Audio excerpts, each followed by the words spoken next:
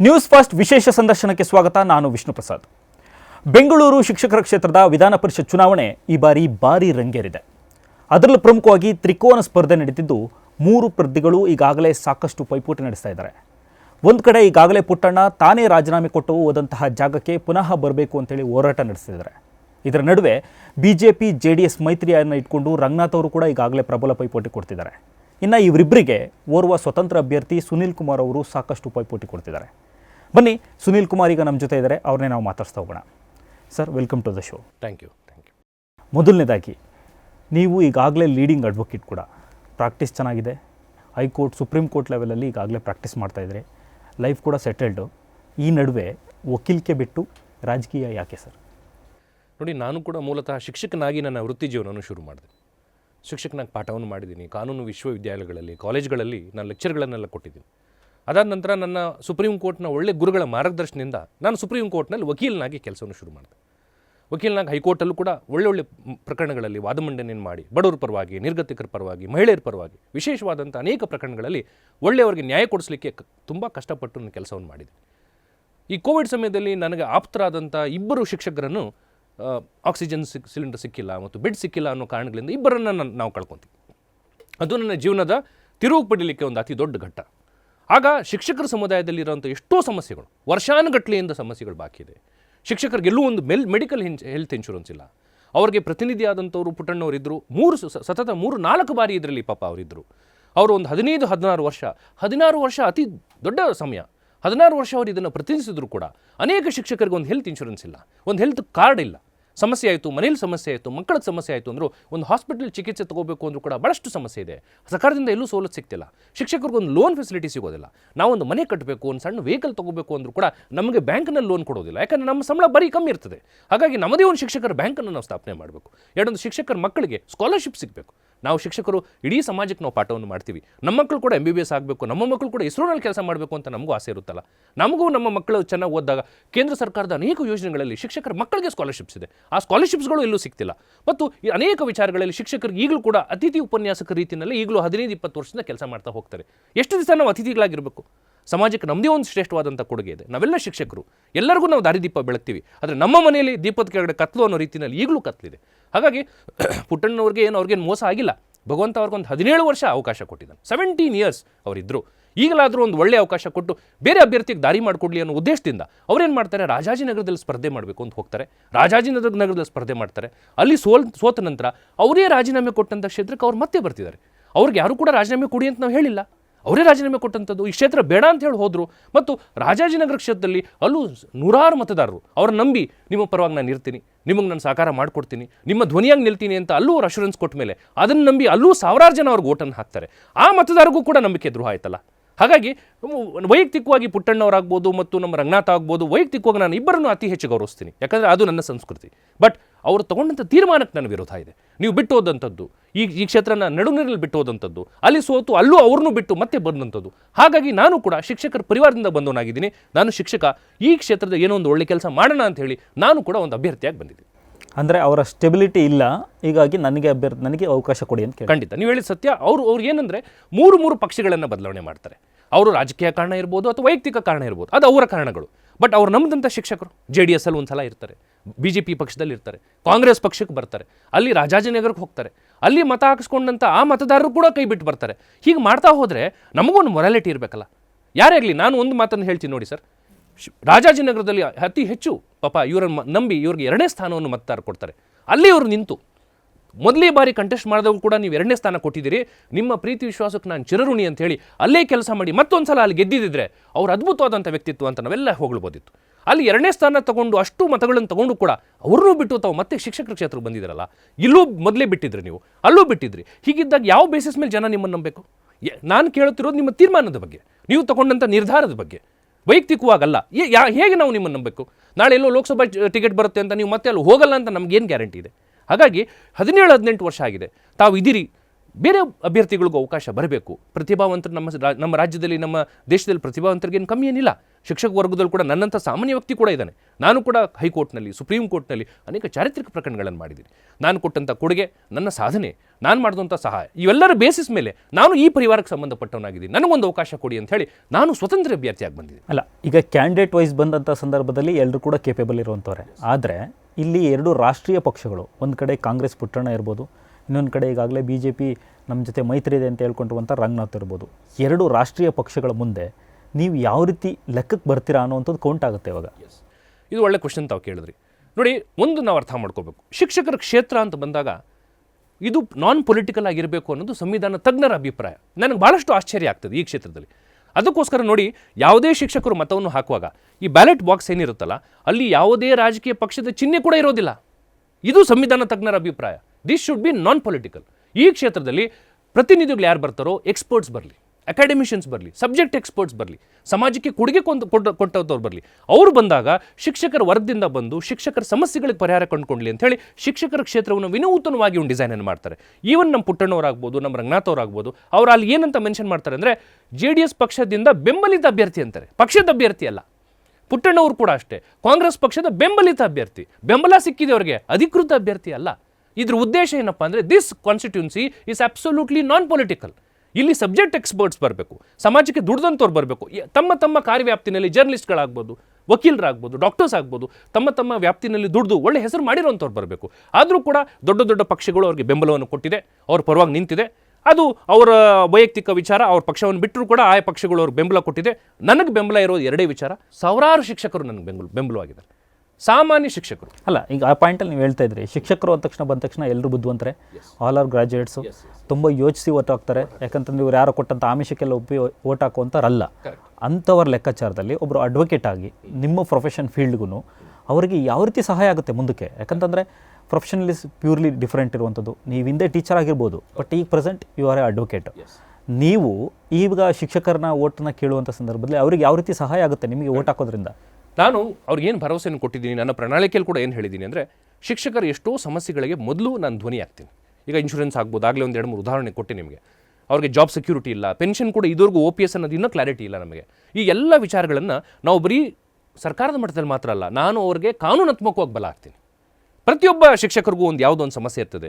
ಅದು recruitment issue ಇರ್ಬೋದು, ಅವ್ರನ್ನ ಟ್ರಾನ್ಸ್ಫರ್ ವಿಚಾರ ಆಗ್ಬೋದು, ಪೆನ್ಷನ್ ವಿಚಾರ ಆಗ್ಬೋದು, ಡಿಸ್ಮಿಸಲ್ ವಿಚಾರ ಆಗ್ಬೋದು, ಅವ್ರಿಗೆ ಮಿನಿಮಮ್ ಸ್ಯಾಲ್ರಿ ಕೂಡ ಕೊಡೋದಿಲ್ಲ. ಈಗ ಸುಪ್ರೀಂ ಕೋರ್ಟ್ನ ಅನೇಕ ಪ್ರಕರಣಗಳಲ್ಲಿ equal work for equal pay principle ಇದೆ. 15,000ಕ್ಕೆ 16,000 ಪಾಪ ಶಿಕ್ಷಕರು ಕೆಲಸ ಮಾಡ್ತಾರೆ. ಅದೇ ಯಾರೋ ಬೇರೆ ರಾಜ್ಯಗಳಿಂದ ಬಂದಂಥ ಒಬ್ಬ ಸೆಕ್ಯೂರಿಟಿ ಗಾರ್ಡ್ 25,000 ತೊಗೊಂಡು ಕೆಲಸ ಮಾಡ್ತಾನೆ. ಈ ವೇತನ ತಾರತಮ್ಯ ಮತ್ತು ಎಷ್ಟೋ ಶಿಕ್ಷಕರು ಅತಿಥಿ ಉಪನ್ಯಾಸಕರಾಗಿ ಉಳಿತಾರೆ.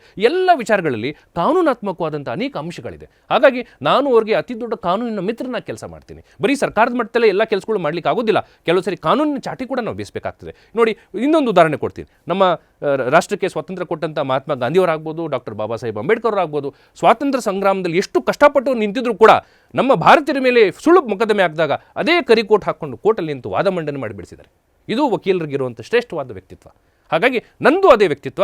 ನಾನು ಕೂಡ ಸಾಮಾಜಿಕವಾಗಿ ಶಿಕ್ಷಕನಾಗಿದ್ದರೂ ಕೂಡ ಲಾ ಕಾಲೇಜ್ಗಳಲ್ಲಿ ಯಾವಾಗ ಲೆಕ್ಚರ್ ಕೊಟ್ಟರೂ ಕೂಡ ನನ್ನ ಶಿಕ್ಷಕರ ಪರವಾಗಿ ಧ್ವನಿ ಆಗಬೇಕು ಅಂದಾಗ ಕಾನೂನಾತ್ಮಕವಾಗಿ ಅವ್ರ ಪರವಾಗಿ ನ್ಯಾಯಾಲಯದಲ್ಲಿ ನಾನು ಹೋರಾಟವನ್ನು ಮಾಡ್ತೀನಿ. ನನ್ನ ಉದ್ದೇಶ ಎಷ್ಟೇ, ನನ್ನ ಶಿಕ್ಷಕ ಪರಿವಾರಕ್ಕೆ ಒಂದು ನ್ಯಾಯ ಸಿಗಬೇಕು. ಅವ್ರು ಕಳ್ಕೊಂಡಂಥ ವಿಚಾರ, ಅವರ ಆತ್ಮಗೌರವ ಮತ್ತೆ ಬರಬೇಕು. ಈಗ ಎಲೆಕ್ಷನ್ ಅಂತ ಬಂದಂಥ ಸಂದರ್ಭದಲ್ಲಿ ಯಾವುದೇ ಚುನಾವಣೆ ತಗೋಬೋದು. ಇವಾಗ ಹಿಂಗಾಗಿದ್ರೆ ಮತದಾರರಿಗೆ ಆಮಿಷ ಕೊಡೋದಿರ್ಬೋದು, ಕರಪ್ಷನ್ ಅಂತದ್ದು ದೊಡ್ಡ ಮಟ್ಟಕ್ಕೆ ಕೆಲಸ ಮಾಡುತ್ತೆ. ಆ ಕರಪ್ಷನ್ನು ಈಗ ನೀವು ಪ್ರಾಮಾಣಿಕವಾಗಿ ಓಟ್ ಕೇಳಿದರೆ ಅವ್ರಿಗಾಗುತ್ತಾ ಇಲ್ಲಿ? ಖಂಡಿತ. ನಾನು ಯಾವ ಬೇಸಿಸ್ ಮೇಲೆ ಓಟ್ ಕೇಳ್ತಿದ್ದೀನಿ, ಕರಪ್ಷನ್ ಅನ್ನೋದು ರಾಜಕೀಯದಲ್ಲಿ ಬೆರೆತೋಗಿದೆ. ನೀವು ಹೇಳಿದ ಸತ್ಯ, ಅಸೆಸ್ಮೆಂಟು ಹಾಗೆ ಇದೆ. ಈಗಲೂ ಕೂಡ ನನಗೂ ಎಷ್ಟೋ ಮಾಹಿತಿ ಬರ್ತಿದೆ. ಸಾವಿರಾರು ಜನಕ್ಕೆ ಮೊಬೈಲ್ ಫೋನ್ಗಳನ್ನ ಗಿಫ್ಟ್ ಕೊಡ್ತೀವಿ ಅಂತ ಆಮಿಷ ಕೊಡ್ತಾ ಇದ್ದಾರೆ, ಮತ್ತು ಒಂದು ಸಿಲ್ವರ್ ಕಾಯಿನ್ಗಳು ಕೊಡ್ತೀವಿ, ಊಟ ಹಾಕ್ತೀವಿ, ಪಾರ್ಟಿ ಕೊಡ್ತೀವಿ ಅಂತೇಳಿ ಭಾಳಷ್ಟು ಆಮಿಷ ಕೊಡ್ತಿದ್ದಾರೆ. ಬಟ್ ಇದರ ವಿಶೇಷವಾದಂಥ ಗುಣ ಏನಪ್ಪ ಅಂದರೆ, ಈ ಸಲ ಅತಿ ಹೆಚ್ಚು ಎನ್ರೋಲ್ಮೆಂಟ್ ಆಗಿರುವಂಥವ್ರು ಮಹಿಳಾ ಶಿಕ್ಷಕಿಯರು. ಮಹಿಳಾ ಶಿಕ್ಷಕರು ಯಾರಿರ್ತಾರೋ ಅವ್ರನ್ನ ನೀವು ಅತಿ ಬೇಗ ಅವರ ಮೈಂಡನ್ನು ಕರಪ್ಟ್ ಮಾಡಲಿಕ್ಕೆ ಆಗೋದಿಲ್ಲ. ಅವ್ರಿಗೆ ಹೆಚ್ಚು ಅಂಶಗಳನ್ನ ನೀವು ಕೊಡೋಕ್ಕಾಗೋದಿಲ್ಲ. ಅದರಲ್ಲೂ ಕೂಡ ಶಿಕ್ಷಕ ವರ್ಗ ಅಂದರೆ ಅತಿ ಬುದ್ಧಿವಂತ ವರ್ಗ. ಎಷ್ಟೋ ಶಿಕ್ಷಕರು ನನ್ನ ಹತ್ರ ಬಂದಂಥ ಎಷ್ಟೋ ಶಿಕ್ಷಕರು ಸರ್ ನಮಗೆ ಕರೆದು ಊಟ ಕೊಟ್ಟರು, ನಮಗೆ ಪಾರ್ಟಿಗೆ ಬನ್ನಿ ಅಂತ ಇನ್ವೈಟ್ ಮಾಡಿದ್ರು. ಆದರೂ ಕೂಡ ನಮ್ಮ ಆತ್ಮಸಾಕ್ಷಿಗೆ ಅನುಗುಣವಾಗಿ ನಿಮ್ಮಂಥ ಅಭ್ಯರ್ಥಿ ನಮಗೆ ಬೇಕು. ನೀವು ಸಮಾಜಕ್ಕೆ ದುಡಿದಿದ್ದೀರಿ, ನೀವು ಒಳ್ಳೊಳ್ಳೆ ಚಾರಿತ್ರಿಕ ಪ್ರಕರಣ ಮಾಡಿದ್ದೀರಿ. ಅಲಿಶಾ ಬಾಂಬ್ಲಾಸ್ಟ್ ಕೇಸನ್ನು ನಾನು ಮಾಡಿದ್ದೀನಿ, ಎಷ್ಟೋ ಪ್ರಕರಣದಲ್ಲಿ ಫೀಸ್ ಇಲ್ಲದ್ರೆ ದುಡಿದಿದ್ದೀನಿ. ಸಮಾಜಕ್ಕೆ ನನ್ನದೇ ಆದಂಥ ಒಂದು ಶ್ರೇಷ್ಠವಾದಂಥ ಒಂದು ಕೊಡುಗೆ ನಾನು ಕೊಟ್ಟಿದ್ದೀನಿ. ಹಾಗಾಗಿ ನಿಮ್ಮಂಥ ಅಭ್ಯರ್ಥಿಗಳು ನಮಗೆ ಬೇಕು. ಅವ್ರು ಏನೇ ಆಮಿಷ ಕೊಟ್ಟರು ಕೂಡ ನಿಮ್ಮ ಪರವಾಗಿ ನಿಂತು ನಾವು ಓಟನ್ನು ಹಾಕ್ತೀವಿ ಅಂತ ಎಷ್ಟೋ ಜನ ನನಗೆ ಬಂದು ಹುರಿದುಂಬಿಸ್ತಾರೆ. ಹಾಗಾಗಿ ನೋಡಿ ಸರ್, ಈ ಸಮಾಜದಲ್ಲಿ ಬದಲಾವಣೆ ಅನ್ನೋದು ಆಗೇ ಆಗುತ್ತೆ. ಆ ನಂಬಿಕೆ, ಆ ವಿಶ್ವಾಸ ನನಗಿದೆ. ಹೌದು, ಒಂದು 10% 15% ಶಿಕ್ಷಕರು ಆಮಿಷಕ್ಕೆ ಒಳಗಾಗ್ಬೋದು. ಎಷ್ಟು ಜನ ನೀವು ಆಮಿಷಕ್ಕೆ ಒಳಪಡಿಸ್ತೀರಿ? ಇನ್ನು 80% ಶಿಕ್ಷಕರು ಅವ್ರ ಮೇಲೆ ನಮಗೆ ನಂಬಿಕೆ ಇದೆ, ಅವ್ರು ಓದಂಥ ವಿದ್ಯಾಭ್ಯಾಸದ ಮೇಲೆ ನಂಬಿಕೆ ಇದೆ. ನಾವೆಲ್ಲರೂ ಸರಸ್ವತಿಯ ವರಪುತ್ರರು. ನಮಗೆ ಸರಸ್ವತಿ ಕೊಟ್ಟಿರುವಂಥ ಜ್ಞಾನ ನಾವು ಜನಕ್ಕೆ ನಾವು ಧಾರೆ ಇರ್ತೀವಿ. ನಮ್ಮಲ್ಲೆಲ್ಲೂ ಜಾತಿ ಧರ್ಮ ನಾವೆಲ್ಲೂ ನೋಡೋದಿಲ್ಲ. ಯಾವ ಮಕ್ಕಳಿಗೂ ಪಾಠ ಮಾಡುವಾಗ ನೀನು ಯಾವ ಜಾತಿ ಯಾವ ಧರ್ಮ ಕೇಳಿ ನಾವು ಪಾಠ ಮಾಡೋದಿಲ್ಲ, ಎಲ್ಲರಿಗೂ ಈಕ್ವಲ್ ಆಗಿ ನಾವು ಪಾಠ ಮಾಡ್ತೀವಿ. ಹಾಗಿದ್ದಾಗ ಓಟ್ ಹಾಕುವಂಥ ಸಂದರ್ಭದಲ್ಲಿ ಈ ಸಲ ಭಾಳಷ್ಟು ಜನಕ್ಕೆ ಬೇಸರ ಆಗಿದೆ. ಬೇರೆ ಬೇರೆ ಕಾರ್ಯಕ್ಷೇತ್ರಗಳಲ್ಲಿ ಕಾರ್ಮಿಕರ ವರ್ಗದಲ್ಲಿ ಮತ್ತು ರೈತರ ವರ್ಗದಲ್ಲಿ ಭಾಳಷ್ಟು ಬದಲಾವಣೆ ಆಗಿದೆ. ಶಿಕ್ಷಕರ ವರ್ಗದಲ್ಲಿ 17-18 ವರ್ಷ ಆದರೂ ಕೂಡ ತಮ್ಮ ಆರ್ಥಿಕ ಪರಿಸ್ಥಿತಿ ನಮ್ಮ ಪರಿಸ್ಥಿತಿ ಹಾಗೇ ಇದೆ. ಹಾಗಾಗಿ ಬದಲಾವಣೆ ಗಾಳಿ ಬೀಸಿದೆ. ನನ್ನ ಸ್ವತಂತ್ರ ಅಭ್ಯರ್ಥಿ ಅಂತ ಅವ್ರು ನೋಡ್ತಿಲ್ಲ, ನನ್ನ ಅವ್ರ ಸ್ನೇಹಿತನಾಗಿ ನೋಡ್ತಾ ಇದ್ದಾರೆ. ನನ್ನ ಕೊಡುಗೆ ಇದೆ, ನಾನು ಈ ವರ್ಗಕ್ಕೆ ಸೇರಿದವನು, ಇದು ನನ್ನ ಪರಿವಾರ. ಹಾಗಾಗಿ ಶಿಕ್ಷಕರೆಲ್ಲರೂ ಮನವಿ ನಾನು ಮಾಡಿದ್ದೀನಿ. 80% ಶಿಕ್ಷಕರು ಯಾರಿದ್ದಾರೋ ಅವ್ರು ಈಗಲೂ ಪ್ರಾಮಾಣಿಕವಾಗಿ ಓಟನ್ನು ಹಾಕ್ತಾರೆ. ನಾನೆಲ್ಲರಲ್ಲೂ ಒಂದು ಮನವಿಯನ್ನು ಕೇಳಿದೆ, ನನ್ನದು ಒಂದೇ ಓಟೆ, ತಮ್ಮದು ಒಂದೇ ಓಟೆ. ಬಟ್ ಆ ಒಂದು ಓಟು ಕೂಡ ನೀವು ಹಾಕಿದಾಗ ನಿಮಗೆ ಹೆಮ್ಮೆ ಅನ್ನಿಸ್ಬೇಕು. ಈ ಥರದ್ದು ನಾನು ಓಟನ್ನು ಹಾಕಿದ್ದೀನಿ, ಈ ಪ್ರಾಮಾಣಿಕ ನಾನು ಓಟನ್ನು ಹಾಕಿದ್ದೀನಿ, ಇವನು ಸಮಾಜಕ್ಕೆ ಕೊಡುಗೆ ಕೊಟ್ಟಿದ್ದಾನೆ, ಅವನು ನನ್ನ ಪರವಾಗಿ ನಿಲ್ತಾನೆ, ಆತನಿಗೆ ಓಟ್ ಹಾಕಿ. ಒಂದು ಓಟ್ ಅಂತ ನೀವು ನೆಗ್ಲೆಕ್ಟ್ ಮಾಡೋಕ್ಕೆ ಹೋಗಬೇಡಿ ಅಂತ ಎಲ್ಲರಲ್ಲೂ ಮನವಿ ಮಾಡಿದ್ದೀನಿ. ಎಲ್ಲ ಮಹಿಳಾ ಶಿಕ್ಷಕಿಯರು, ಎಲ್ಲ ಶಿಕ್ಷಕಿಯರು ನನಗೆ ಕೊಟ್ಟಂಥ ಪ್ರೋತ್ಸಾಹ ಮತ್ತು ಭಗವಂತನ ಆಶೀರ್ವಾದ, ಇವೆರಡೇ ನನಗಿರೋದು. ಎರಡೇ, ಒಂದು ಸಾವಿರಾರು ಶಿಕ್ಷಕರ ಬೆಂಬಲ ಮತ್ತು ಭಗವಂತನ ಆಶೀರ್ವಾದ, ಇವೆರಡನ್ನು ಇಟ್ಕೊಂಡು ನಾನು ಬಂದಿದ್ದೀನಿ. ನನಗೆ ಅತಿ ಹೆಚ್ಚು ದುಡ್ಡನ್ನು ಮಾಡಿದಿದ್ರೆ ಅಥವಾ ದೊಡ್ಡ ದೊಡ್ಡ ಪಕ್ಷಗಳ ಬೆಂಬಲ ಇದ್ದಿದ್ರೆ ನಾನು ಕೂಡ ಅವ್ರು ಕೇಳಿದಂಗೆ ಕೋಟಿಗಟ್ಟಲೆ ದುಡ್ಡನ್ನು ಕೊಟ್ಟು ನಾನು ಕೂಡ ಇದು ಪಕ್ಷದಲ್ಲಿ ಬರ್ಬೋದಿತ್ತು. ಬಟ್ ಪ್ರತಿಭೆಗೂ ಒಂದು ಅವಕಾಶ ಇದೆ. ಸಾಮಾನ್ಯರು ಕೂಡ ಅಸಾಮಾನ್ಯ ಕೆಲಸಗಳನ್ನು ಮಾಡ್ಬೋದು, ಸಾಮಾನ್ಯರು ಕೂಡ ಅಸಾಮಾನ್ಯ ವ್ಯಕ್ತಿಗಳಾಗಿ ಬೆಳಿಬೋದು ಅನ್ನೋದು ಆ ಪ್ರಬಲವಾದ ನಂಬಿಕೆಯಿಂದ ಬಂದಿದ್ದೀವಿ. ಶಿಕ್ಷಕರ ಆಶೀರ್ವಾದ ಇದೆ ಅಂತ ನಾನು ನಂಬಿದ್ದೀನಿ. ಈಗ ಚುನಾವಣೆಗೆ ಅದು ಈಗಾಗಲೇ ಧುಮುಕಿದ್ದೀರಾ. ಒಂದು ಕಡೆ ಅಡ್ವೊಕೇಸಿಲಿ ಚೆನ್ನಾಗಿತ್ತು, ಹೆಸರಿತ್ತು, ವೆಲ್ ಸೆಟಲ್ಡು, ಒಳ್ಳೆ ಕೇಸಸ್ ಇದೆ, ಇದೆಲ್ಲ ಜೊತೆಗೆ ಇವಾಗ ರಾಜಕೀಯಕ್ಕೆ ಬರೋದೇನೋ ಬಂದುಬಿಟ್ಟಿದ್ದೀರಾ. ಯಾಕೆ ಓನ್ಲಿ ಟೀಚರ್ ಕಾನ್ಸ್ಟಿಟ್ಯೂನ್ಸಿನೇ ನೀವು ಆಯ್ಕೆ ಮಾಡ್ಕೊಂಡಿದ್ದು? MLA ಇತ್ತು, MP ಇತ್ತು, ಅದನ್ನೆಲ್ಲ ಟ್ರೈ ಮಾಡ್ಬೋದಿತ್ತಲ್ವ? ಖಂಡಿತ. MLA ಕ್ಷೇತ್ರ ಇತ್ತು, MP ಕ್ಷೇತ್ರ ಕೂಡ ಇತ್ತು. ಅವೆರಡು ಬಹಳಷ್ಟು ವಿಸ್ತಾರವಾದಂಥ ಕ್ಷೇತ್ರಗಳು. ನಾನು ಆ ಕ್ಷೇತ್ರಗಳನ್ನ ಫಸ್ಟ್ ಒಂದು ಸ್ವಲ್ಪ ಅಧ್ಯಯನ ಮಾಡಿದಾಗ, ಒಂದು ನಾನು ಶಿಕ್ಷಕನಾಗಿದ್ದರಿಂದ ಈ ಪರಿವಾರದಲ್ಲಿ ನಾನು ಇದ್ದೀನಿ ಅಂತೇಳಿ ಒಂದು ಸ್ವಲ್ಪ ಕನೆಕ್ಷನ್ ನನಗಿತ್ತು. ಮತ್ತು ಅನೇಕ ಶಿಕ್ಷಕರು ನನ್ನ ಹತ್ರ ಬರೋರು, ಸರ್ ನಮಗೊಂದು ಪೆನ್ಷನ್ ಬಂದಿಲ್ಲ, ನಮಗೆ ಸಸ್ಪೆಂಡ್ ಮಾಡಿಬಿಟ್ಟಿದ್ದಾರೆ, ನಮ್ಗೆ ಟ್ರಾನ್ಸ್ಫರ್ ಆಗಿದೆ, ನಮಗೆ ಮನೇಲಿ ಸ್ವಲ್ಪ ಸಮಸ್ಯೆ ಇದೆ ಅಂತೇಳಿ ಶಿಕ್ಷಕರ ಒಡನಾಟ ನನಗೆ ತುಂಬ ಹೆಚ್ಚಿತ್ತು. ಹಾಗಾಗಿ ಶಿಕ್ಷಕರ ಕ್ಷೇತ್ರದ ಬಗ್ಗೆ ಸ್ವಲ್ಪ ನನಗೆ ಒಲವಿತ್ತು. ಜೊತೆಯಲ್ಲಿ ಈ MLA ಕ್ಷೇತ್ರ, MP ಕ್ಷೇತ್ರ ಬಂದಾಗ ಅಲ್ಲಿ ಭಾಳಷ್ಟು ವಿಚಾರಗಳ ಬಗ್ಗೆ ಎಲೆಕ್ಷನ್ ನಡೀತದೆ. ಅಲ್ಲಿ ಜಾತಿ ಆಧಾರಿತವಾಗಿ ಕೆಲವು ಸರಿ ಎಲೆಕ್ಷನ್ ನಡೀತದೆ, ಮತ್ತು ದುಡ್ಡಿನ ಆಧಾರಿತವಾಗಲಿ ನೀವು ಹೇಳಿದಂಗೆ ಒಂದು ಕರಪ್ಷನ್ ಆಧಾರಿತವಾಗಿ ನಡೀತದೆ, ಮತ್ತು ಪಕ್ಷಗಳ ಬೇಸಿಸ್ ಮೇಲೆ ನಡೆಯುತ್ತೆ. ಇದೊಂದೇ ಕ್ಷೇತ್ರ ಪಕ್ಷಗಳನ್ನು ಮೀರಿ ವ್ಯಕ್ತಿ ಆಧಾರಿತವಾಗಿ ನಡೆಯುವಂಥ ಕ್ಷೇತ್ರ ಶಿಕ್ಷಕರ ಕ್ಷೇತ್ರ. ಯಾಕಂದ್ರೆ ಶಿಕ್ಷಕರೆಲ್ಲ ಆಲೋಚನೆ ಮಾಡೋಣ ಹಾಕ್ತಾರೆ. ಸೊ ನಾನು ಕೂಡ ಸುಮಾರು 2 ವರ್ಷ 100 ಸ್ಕೂಲ್ಗಳಿಗೆ 100 ಕಾಲೇಜ್ಗಳಿಗೆ ವಿಸಿಟ್ ಮಾಡಿದ್ದೀನಿ. ಮಾಡಿ ನಾನು ಕೂಡ ಫಸ್ಟ್ ಏನಂತ ಯೋಚನೆ ಮಾಡಿದೆ, ನಾನು ಈ ಕ್ಷೇತ್ರಕ್ಕೆ ಅರ್ಹನಾ ಅನ್ನೋದನ್ನ ಫಸ್ಟ್ ನಾನು ತೀರ್ಮಾನ ಮಾಡಬೇಕು. ನನಗೆ ಅನ್ನಿಸ್ಬೇಕು ನಾನು ಈ ಕ್ಷೇತ್ರದಲ್ಲಿ ಕೆಲಸ ಮಾಡ್ಬೋದಾ ಅಂತ ಹೇಳಿ 100 ಶಿಕ್ಷಕರನ್ನು ಭೇಟಿ ಮಾಡಿದಾಗ ಅವ್ರು ಕೊಟ್ಟಂಥ ಪ್ರೋತ್ಸಾಹ, ಅವ್ರು ಹೇಳಿದಂಥ ಒಂದೇ ಮಾತು, ಸರ್ ನಿಮ್ಮಂಥ ಅಭ್ಯರ್ಥಿ ನಮಗೆ ಬೇಕು, ತಾವು ಬಂದಿದ್ದೀರಿ, ಒಳ್ಳೆ ಆಲೋಚನೆಗಳನ್ನ ಹೇಳಿದಿರಿ, ಒಳ್ಳೊಳ್ಳೆ ಪ್ರೋಗ್ರಾಮ್ಗಳನ್ನು ನಮ್ಗೆ ಹೇಳಿದಿರಿ, ಇವೆಲ್ಲೂ ಕೂಡ ನಾವು 15 ವರ್ಷದ ಎಲ್ಲೂ ನಾವು ಕಂಡು ಕೇಳಿಲ್ಲ. ನಾವು ನಿಮ್ಮ ಥರ ಸಾಮಾನ್ಯ ಪರಿವಾರದಿಂದ ಬಂದವರು, ಖಂಡಿತವಾಗ್ಲೂ ನಮ್ಗೆ ಖುಷಿ ಆಗುತ್ತೆ. ನೀವು ಮಾಡಿರುವಂಥ ಕಾನೂನಾತ್ಮಕ ಸಾಧನೆಗಳು ಅದು ಕೂಡ ನಮ್ಗೆ ಹೆಮ್ಮೆ ಆಗುತ್ತೆ. ನಾವು ನಿಮ್ಮ ಪರವಾಗಿರ್ತೀವಿ, ಯಾರು ಏನೇ ಆಮಿಷ ಕೊಡಲಿ, ಯಾವ ಪಕ್ಷಗಳೇ ಬರಲಿ, ನಿಮ್ಮ ಪರವಾಗಿ ನಾವು ಸಾಮಾನ್ಯನ ಪರವಾಗಿ ನಿಲ್ತೀವಿ ಅಂತ ಹೇಳಿದಾಗ ಆ ಹುಮ್ಮಸ್ನಿಂದ ನಾನು MLC ಕ್ಷೇತ್ರವನ್ನು ಆಯ್ಕೆ ಮಾಡ್ತೀನಿ. ಈಗ ಮಹಿಳಾ ಟೀಚರ್ಸ್ ಅಂತ ಬಂದಂಥ ಸಂದರ್ಭದಲ್ಲಿ ಕೇವಲ ಅವರು ಶಾಲೆ ನಿಭಾಯಿಸೋದಿರ್ಬೋದು, ಅಲ್ಲಿರುವಂತಹ ಸ್ಟೂಡೆಂಟ್ಸ್ ನಿಭಾಯಿಸೋದಿರ್ಬೋದು, ಅದರ ಜೊತೆಗೆ ಮನೆಯನ್ನು ಕೂಡ ನಿಭಾಯಿಸುವಂತಹ ತುಂಬ ಜಾಣ್ಮೆ ಇರುವಂಥವ್ರು.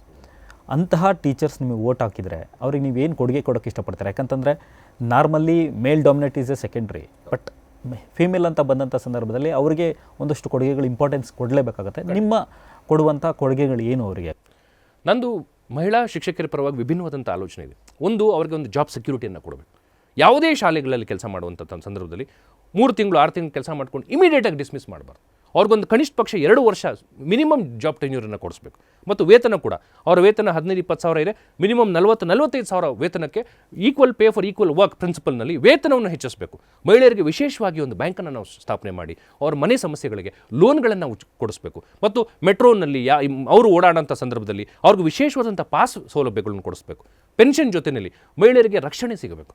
ಮಹಿಳೆಯರು ಅನೇಕ ಸಂದರ್ಭಗಳಲ್ಲಿ ತಾಯಿಯಾಗಿ ಈ ಕಡೆ ಹೆಂಡತಿಯಾಗಿ, ಈ ಕಡೆ ಶಿಕ್ಷಕಿಯಾಗಿ ಅನೇಕ ಸಂದರ್ಭದಲ್ಲಿ ಉನ್ನತವಾದಂಥ ಶ್ರೇಷ್ಠವಾದಂಥ ಕೆಲಸಗಳನ್ನು ಮಾಡ್ತಾ ಹೋಗ್ತಾರೆ. ಅವರು ಕೆಲಸ ಮಾಡುವಂಥ ಸಂದರ್ಭದಲ್ಲಾಗ್ಬೋದು, ಮನೆಯಲ್ಲಾಗ್ಬೋದು, ಅವ್ರಿಗೆ ಶ್ರೇಷ್ಠವಾದಂಥ ರಕ್ಷಣೆ ಸಿಗಬೇಕು. ಅವ್ರ ಮೇಲೆ ಎಲ್ಲೂ ಕೂಡ ಅನ್ಯಾಯ ಆಗಬಾರ್ದು. ಅನ್ಯಾಯ ಆದಾಗ ಧ್ವನಿಯಾಗಿ ನಾನು ನಿಲ್ತೀನಿ. ಅದು ನನ್ನ ಅವ್ರ ಒಂದು ಮೊದಲನೇ ಭರವಸೆ. ಯಾವುದೇ ಆಗಲಿ ನ್ಯಾಯ ಅನ್ನೋದು ಎಲ್ಲರಿಗೂ ಸಿಗಬೇಕು. ನಾನು ಕಾನೂನಾತ್ಮಕವಾಗಿ ಬಂದಾಗ ನಾನು ಮೊದಲೇ ನನ್ನ ಗುರುಗಳು ಕಲಿಸಿದ ಪಾಠ, ನ್ಯಾಯ ಎಲ್ಲರಿಗೂ ಸಿಗಬೇಕು. ಈ ದೇಶದ ಕಟ್ಟ ಕಡೆ ವ್ಯಕ್ತಿಗೂ ನ್ಯಾಯ ಸಿಗಬೇಕು. ಹಾಗಾಗಿ ಮಹಿಳೆಯರಿಗೆ ಒಳ್ಳೆ ವಾತಾವರಣ, ಕೆಲಸ ಮಾಡಲಿಕ್ಕೆ ಒಂದು ಒಳ್ಳೆಯ ವಾತಾವರಣ ಸಿಗಬೇಕು. ಮ್ಯಾನೇಜ್ಮೆಂಟ್ ಅವರಾಗ್ಬೋದು, ಬೇರೆ ಶಿಕ್ಷಕರಾಗ್ಬೋದು, ಅಥವಾ ಬೇರೆ ಪೇರೆಂಟ್ಸ್ಗಳಾಗ್ಬೋದು, ಯಾರು ಕೂಡ ಅವ್ರ ಮೇಲೆ ಶೋಷಣೆ ಮಾಡಬಾರ್ದು. ಅವ್ರಿಗೊಂದು ಸ್ವಸ್ಥವಾದಂಥ ಒಳ್ಳೆ ಜೀವನ ಸಿಗಬೇಕು. ಅವರು ಕಷ್ಟಪಟ್ಟು ದುಡ್ದು ತಮ್ಮ ಮನೆಯನ್ನು ಹೇಗೆ ನಿಭಾಯಿಸ್ತಾರೋ ಹಾಗೆ ಸಮಾಜವನ್ನು ಕೂಡ ಬದಲಾವಣೆ ಮಾಡ್ತಾ ಇದ್ದಾರೆ. ಈ ಶಿಕ್ಷಕರ ಕ್ಷೇತ್ರದಲ್ಲೂ ಕೂಡ ಈ ಸಲ ಅತಿ ಆಮೂಲಾಗ್ರ ಬದಲಾವಣೆಯನ್ನು ಮಹಿಳಾ ಶಿಕ್ಷಕರು ಹೆಚ್ಚಾಗ್ತಾ ಇರ್ತಾರೆ ಮತ್ತು ಇಡೀ ಕರ್ನಾಟಕಕ್ಕೆ ಒಂದು ದಿಕ್ಸೂಚಿಯನ್ನು ತೋರಿಸ್ತಾರೆ. ನಾವು ಪ್ರತಿಭೆಯನ್ನು ನೋಡುವಟ್ಟು ಹಾಕ್ತೀವಿ, ನಾವು ವ್ಯಕ್ತಿಯನ್ನು ನೋಡುವಟ್ಟು ಹಾಕ್ತೀವಿ. ನೀವು ಎಷ್ಟೇ ಪಕ್ಷಗಳು ಬರ್ಬೋದು, ಎಷ್ಟೇ ದೊಡ್ಡ ನಾಯಕರು ನಮಗೆ ಬರ್ಬೋದು, ಎಲ್ಲ ನಾಯಕರು ದೊಡ್ಡವರೇ, ಎಲ್ಲ ನಾಯಕರಿಗೂ ನಮಸ್ಕಾರ.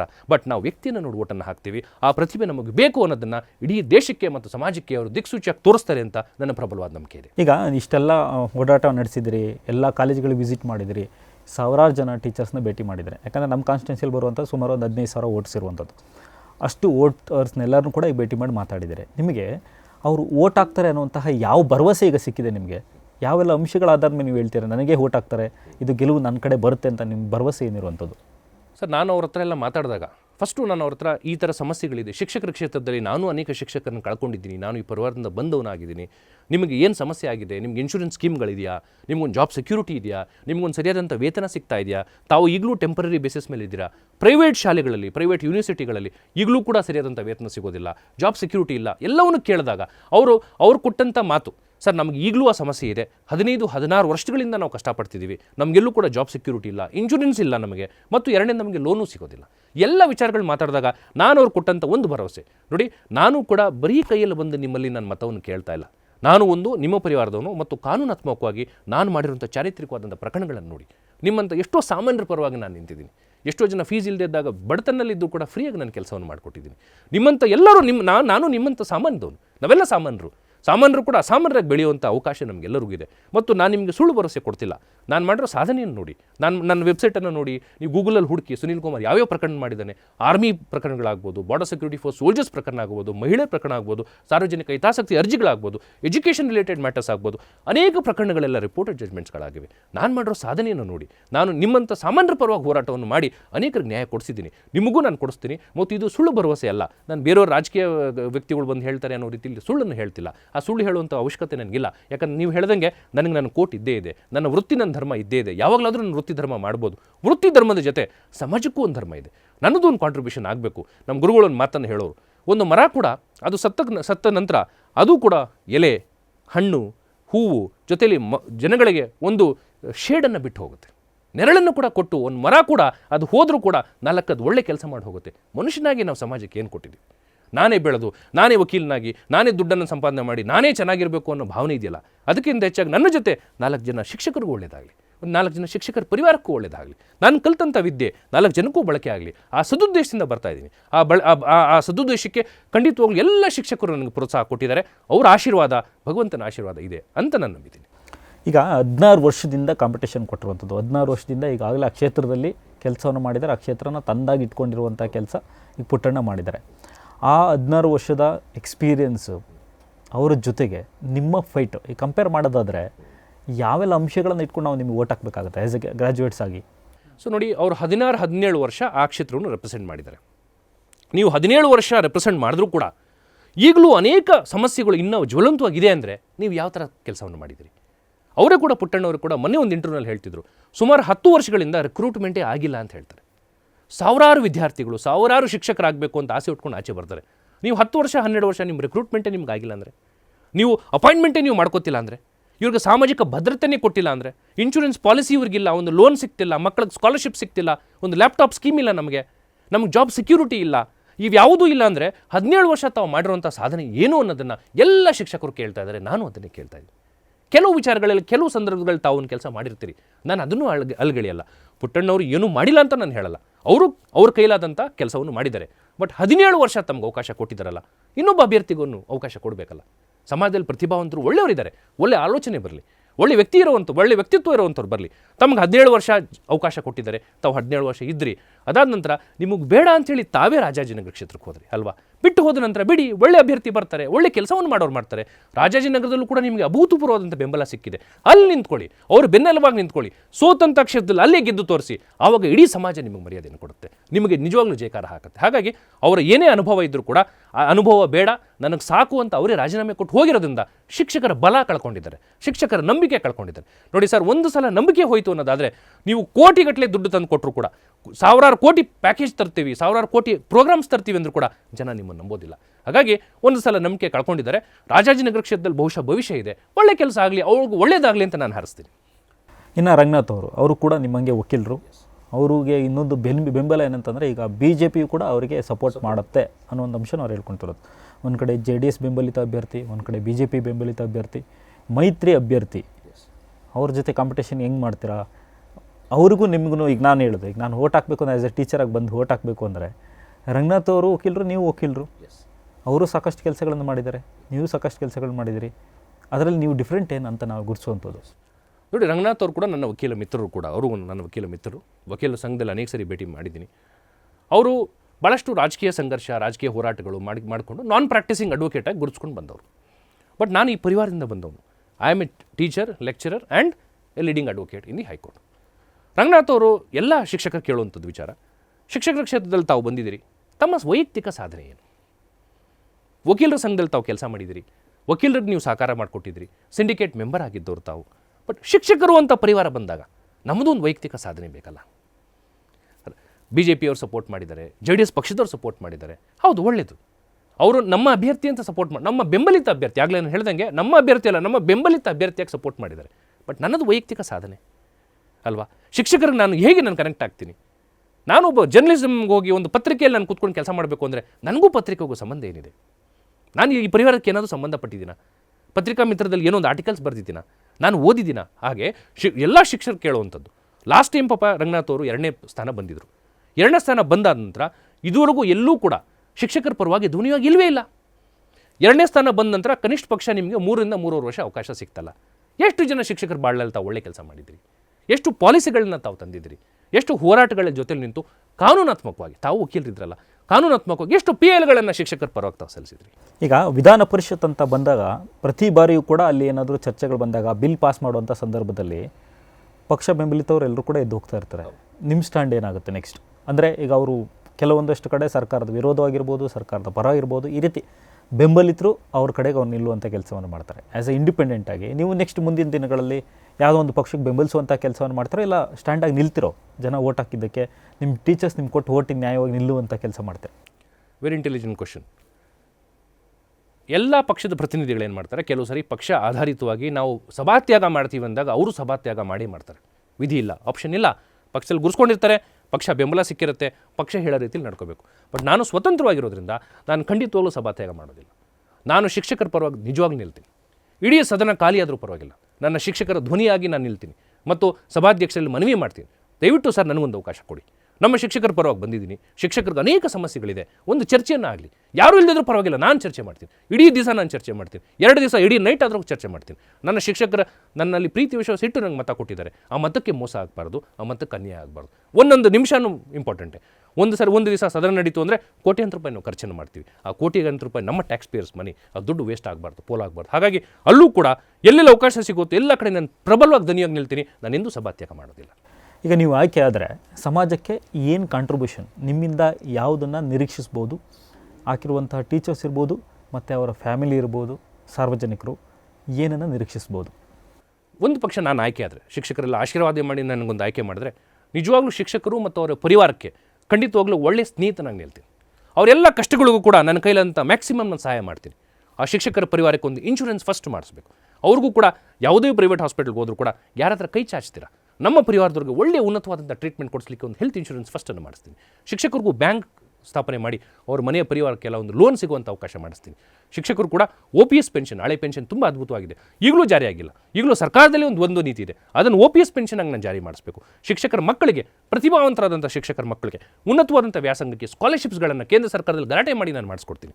ಜೊತೆಯಲ್ಲಿ ಎಲ್ಲ ಶಿಕ್ಷಕ ಪರಿವಾರದವ್ರಿಗೆ ಏನೇ ಕಷ್ಟ ಕಾರ್ಪಣ್ಯಗಳಿದ್ರು ಕಾನೂನಾತ್ಮಕವಾಗಿ ಅವರ ಸ್ನೇಹಿತನಾಗಿ ನನ್ನ ಹತ್ರ ಸದಾ ಯಾವಾಗಲೂ ಬರ್ಬೋದು. ನಾನು ಅವ್ರ ಜೊತೆ ಸ್ನೇಹಿತನಾಗಿ ನಿಲ್ತೀನಿ. ನಾನು ಅವರ ನಾಯಕನಾಗಿ ಬರ್ತಾ ಇಲ್ಲ, ನಾನು ಅವ್ರ ಸ್ನೇಹಿತನಾಗಿ ಬರ್ತಾ ಇದ್ದೀನಿ. ಈ ಸ್ನೇಹಿತನಿಗೊಂದು ಅವಕಾಶ ಕೊಡ್ತಾರೆ, ನನ್ನಲ್ಲೂ ಕೂಡ ಅವರ ಪರಿವಾರದ ಒಬ್ಬ ಮೆಂಬರ್ ಅಂತ ಕನ್ಸಿಡರ್ ಮಾಡಿ ಅಂತ ಕೇಳ್ತಾ ಇದ್ದೀನಿ. ನಾನು ಯಾವುದೇ ರಾಜಕಾರಣ ಅಥವಾ ರಾಜಕಾರಣಿ ಅಥವಾ ರಾಜಕೀಯ ಪಕ್ಷದಿಂದ ಬಂದವನಲ್ಲ.